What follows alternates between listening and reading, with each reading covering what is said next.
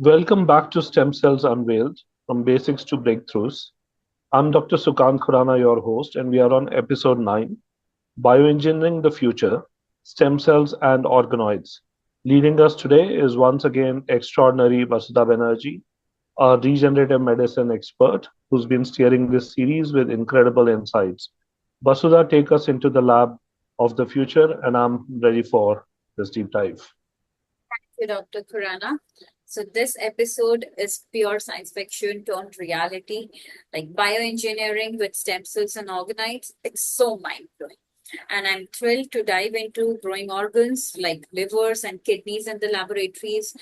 Then we also explore 3D bioprinting for transplants and constantly wrestle with the challenges of making this functional for patients at clinical and translational level.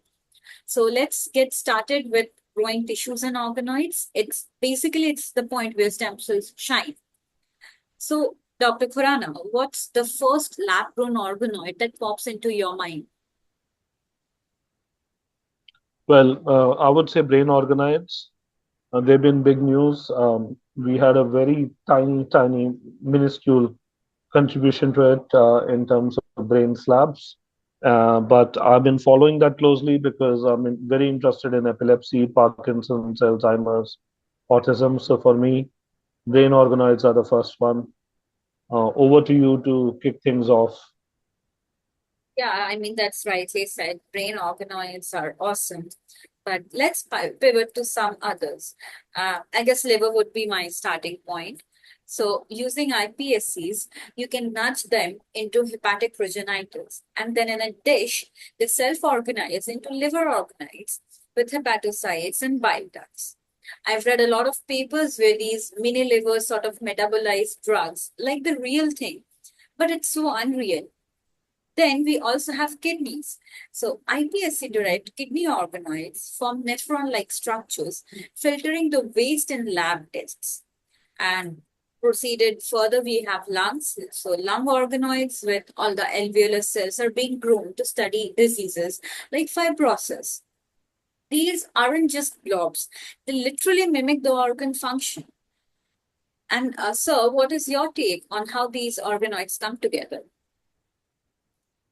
Well, it's the self-organization that gets me. Stem cells follow developmental cues like Wnt or FGF signaling to build these tiny functional units.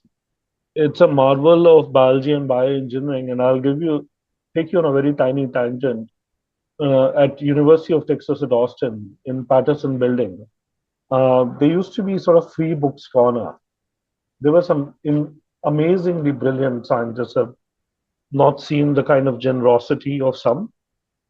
Not saying everyone was good, but you know, phenomenal developmental biologists, bioengineering folks, neuroscientists. So I was actually very taken up by some of the early books, crazily early books, which were looking at what are the principles of self organization.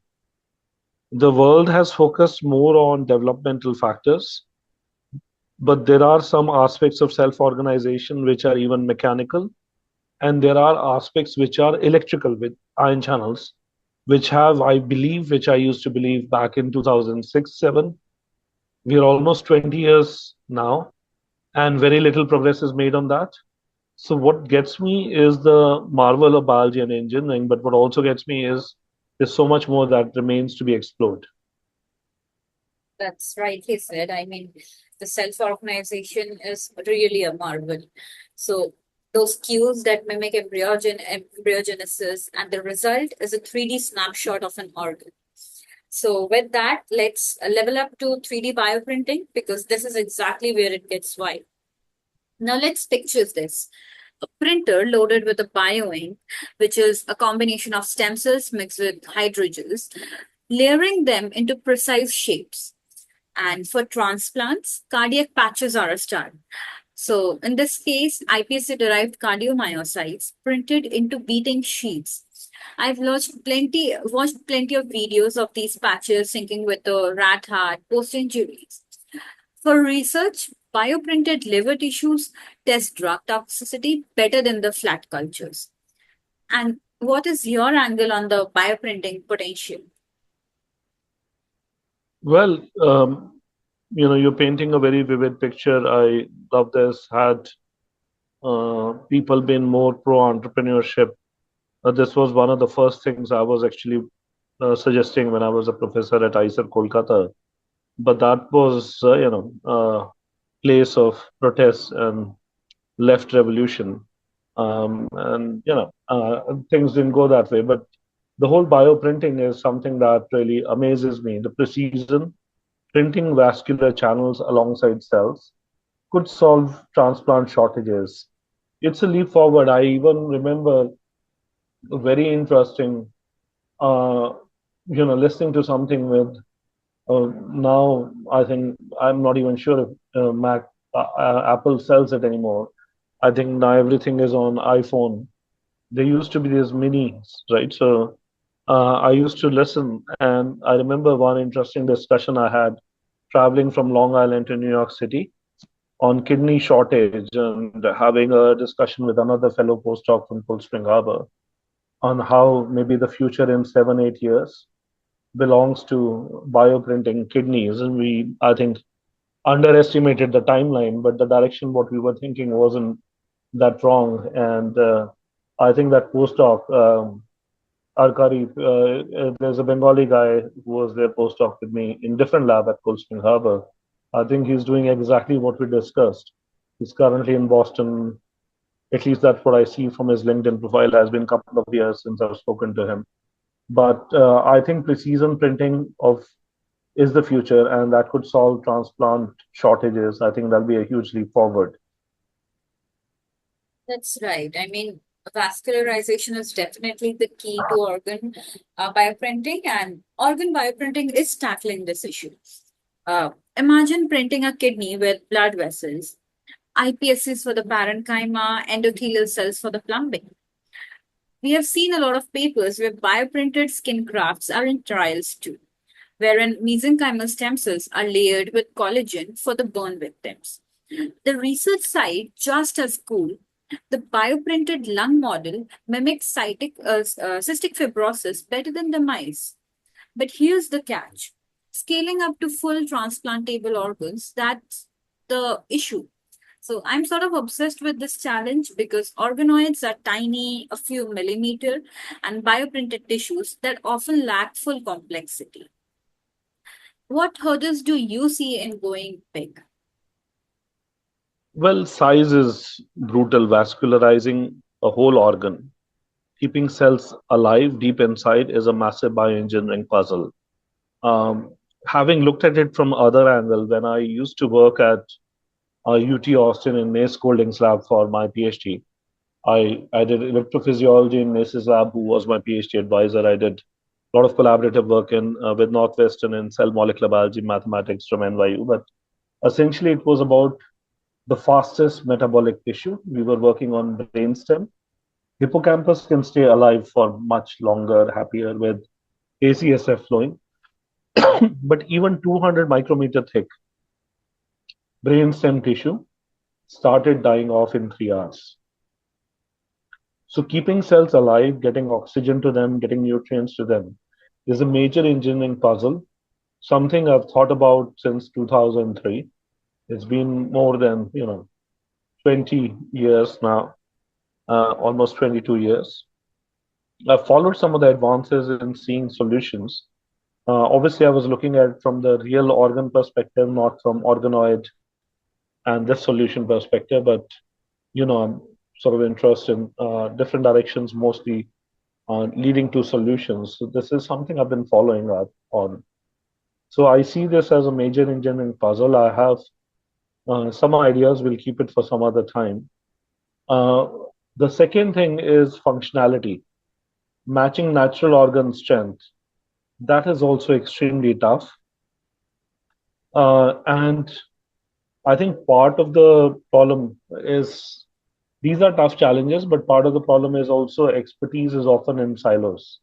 But I see these two as the biggest challenges. One is keeping cells alive deep inside the tissue, and second one is functionality and strength. That's right. So it sort of aligns with what we are trying to focus on that vascularization is the killer because without blood flow, without proper nourishment and nutrition, anything thicker than a millimeter would start dying.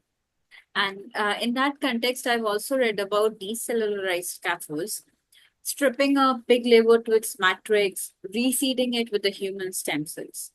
But even that struggles with uniform cell distribution.